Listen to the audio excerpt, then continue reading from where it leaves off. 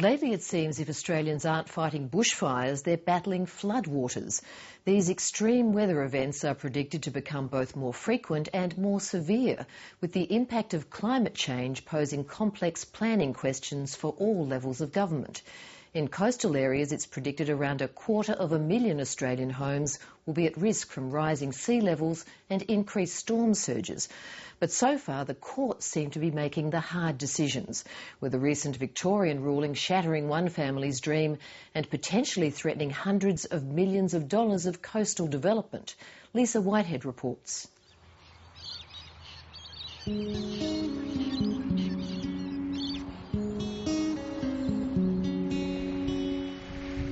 With its pristine beaches and picture postcard scenery, the tranquil environment of Lakes Entrance is a mecca for tourists and retirees. But a storm is brewing over the Victorian town's future. We're at a point where it's become almost impossible to predict what can or cannot be built. 4 years ago, local painting contractor Frank Strinny and his family bought this rundown waterfront house and the adjacent vacant lot with a plan to build 8 townhouses. As you can see around the area, there's developments like this all on both sides of the spit. The local shire and the Catchment Management Authority initially approved the Strinny family's application to build. Technically, all your building areas above sea level rise. But after an objection was lodged, the case ended up before Victoria's Peak Planning Tribunal, VCAT. In a decision that sent shockwaves through the town, the tribunal revoked the permit. It was highly critical of the council, saying it had essentially ignored the risks to the development from predicted sea level rise and the impact of climate change. We're just in disbelief, really. And it's the same as the community here, they say the same thing. Just a lack of, just a disbelief in the whole process of it. Effectively what it's done is it really has taken the economic certainty and the investment certainty out of these towns.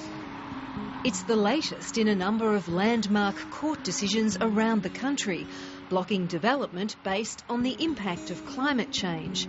In Victoria, it's the first time a small-scale development has been knocked back.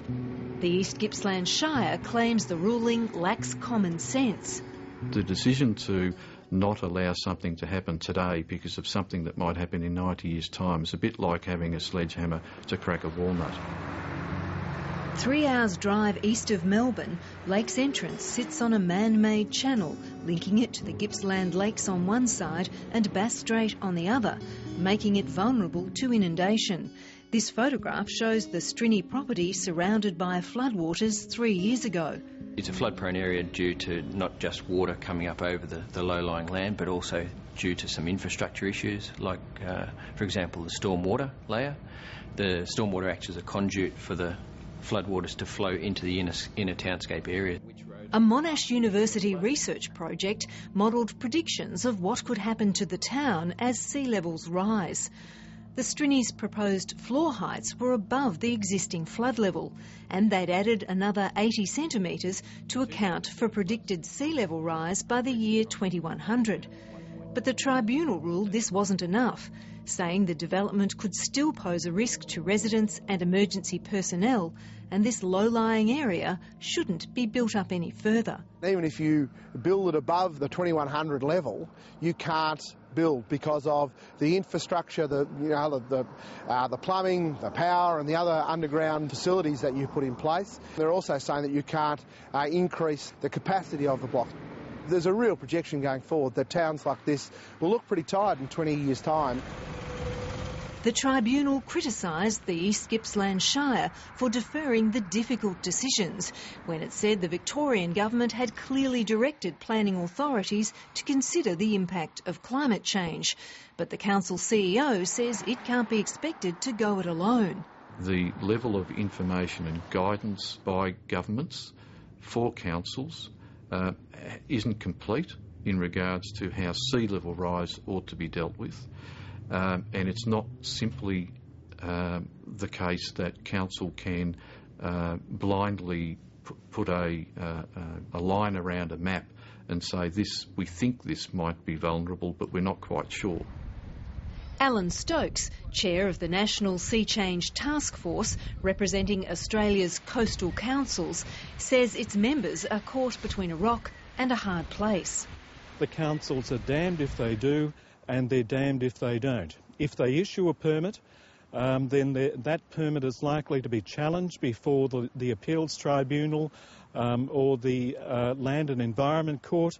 If they don't issue a permit, then that refusal is also likely to be subject to a legal challenge.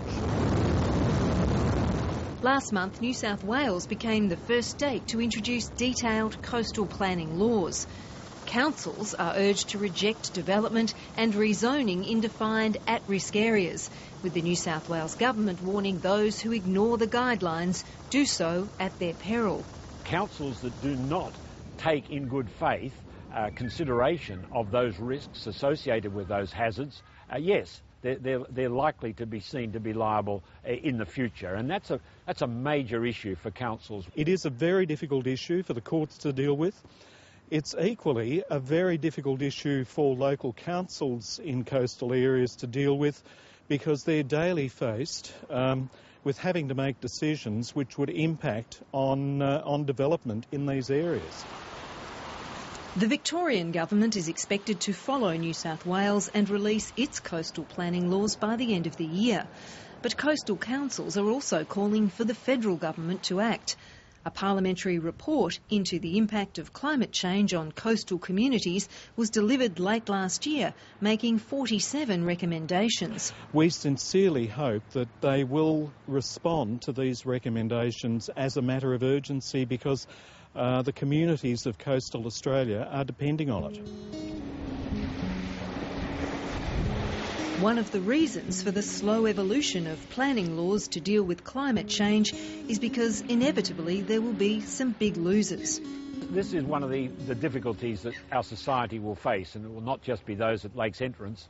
It will be in many, many parts of Australia, and it will become more and more evident as time goes on that the cost will have to be borne by society as a whole, but particular landowners. The Strinny family has already spent $600,000 on interest payments, planning costs and legal fees, with no prospect of compensation and no certainty about the future.